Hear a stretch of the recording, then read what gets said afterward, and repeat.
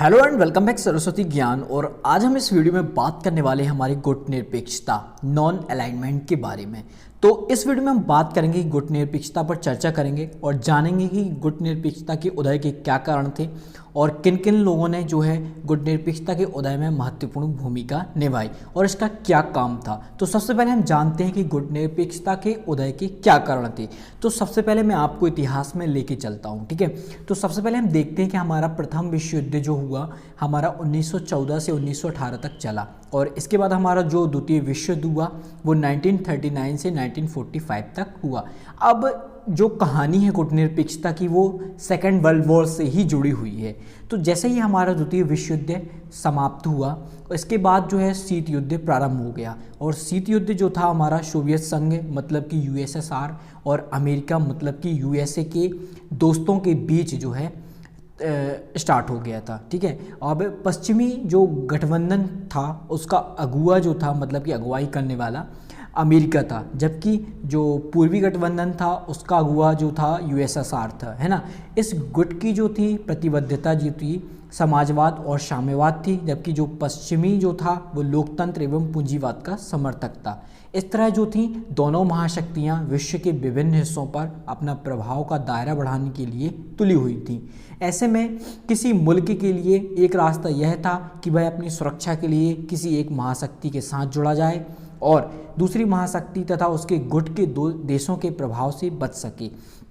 इस तरह जो था हमारे जो छोटे छोटे देशों थे उन्होंने अपने निजी हित के लिए इन देशों के साथ जो है संधि कर ली और जो है वह कभी कोई यूएसएसआर के साथ तो कोई अमेरिका के साथ जुड़ गया। अब महाशक्तियों के नेतृत्व में गठबंधन की व्यवस्था से पूरी दुनिया जो थी लगभग 2 खेमों में बढ़ चुकी थी और लगभग 2 खेमों में बढ़ जाने का खतरा पैदा हो गया था, ठीक है।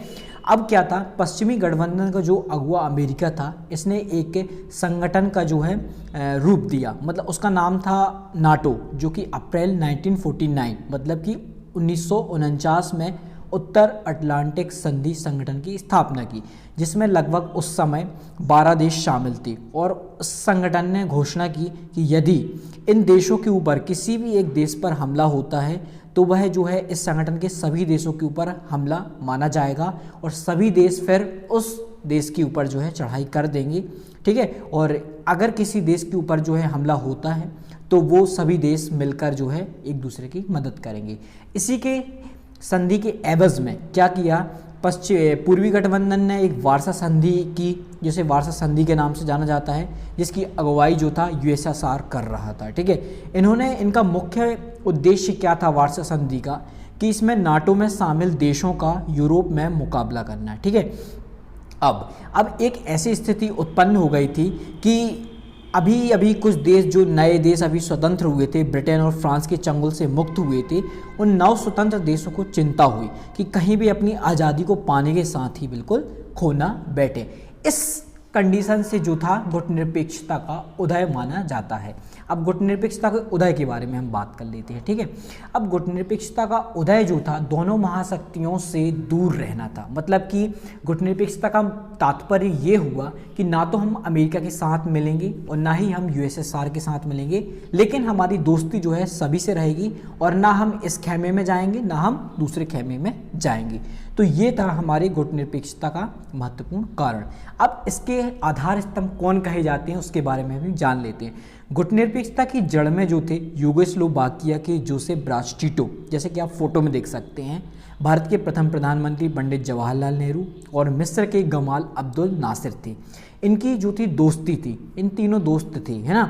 तीनों ने सन 1956 में एक सफल बैठक की इंडोनेशिया में, ठीक है, सफल बैठक की थी। और इंडोनेशिया के जो प्रथम राष्ट्रपति सुकर्णो थे और घाना के वामे एनुक्रोमा प्रथम प्रधानमंत्री ने इनका जो था जोरदार समर्थन किया। इन 5 नेताओं को जो है गुटनिरपेक्षता का जो है आधार स्तंभ में कहा जाता है, ठीक है। अब सबसे पहला जो गुटनिरपेक्ष आंदोलन हुआ वो 1961 में बेलग्रेड में सर्बिया में संपन्न हुआ और इस सम्मेलन में जो है सभी देश जो है बढ़ चढ़कर हिस्सा ले रहे थे, शामिल थे। समय गुजरने के साथ साथ इस आंदोलन की लोकप्रियता भी बढ़ती गई और 2006 में मैं आपको बताना चाहूँगा कि हवाना क्यूबा में हुए सम्मेलन में 14वें सम्मेलन में लगभग 116 सदस्य देश और 15 पर्यवेक्षक सदस्य देश शामिल हो गए। तो इस तरह हमने जाना कि गुटनिरपेक्षता क्या है, इसके क्या आधार स्तंभ थे और गुटनिरपेक्षता का क्या कारण था उदय का। तो आपको समझ में आ गया होगा कि गुटनिरपेक्षता क्या थी और क्या कारण थी। और अगर आपको ये वीडियो अच्छी लगती है तो वीडियो को लाइक कीजिए और चैनल को सब्सक्राइब कर लीजिएगा और दोस्तों में शेयर करना बिल्कुल भी ना भूलें, क्योंकि हम इस तरह की वीडियो लाते रहते हैं। और हमारे बेल आइकन को दबाना बिल्कुल भी ना भूलें।